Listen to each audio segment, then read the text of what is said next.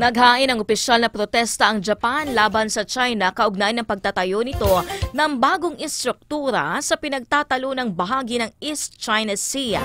Ayon sa Japanese Foreign Ministry, nagsimula ng mag-install ng instruktura ang China sa kanilang panig ng median line na itinuturing ng Japan bilang opisyal na maritime border. Binigyan diin ng Japan na lubhang nakalulungkot ang unilateral na hakbang ng China habang hindi pa napagkakasunduan ang exclusive economic zone at continental shelf sa lugar. Dahil dito nagpaabot ng matinding protesta si Kanai Masaaki, Director General ng Asian and Oceanian Affairs Bureau, kay Shi Yong, Deputy Chief of Mission ng Chinese Embassy sa Tokyo. Nanawagan ng Japan na itigil ng China ang aktibidad at ipagpatuloy ang naudlot na negosasyon sa Joint Resource Cooperation na napagkasunduan pa noong 2008.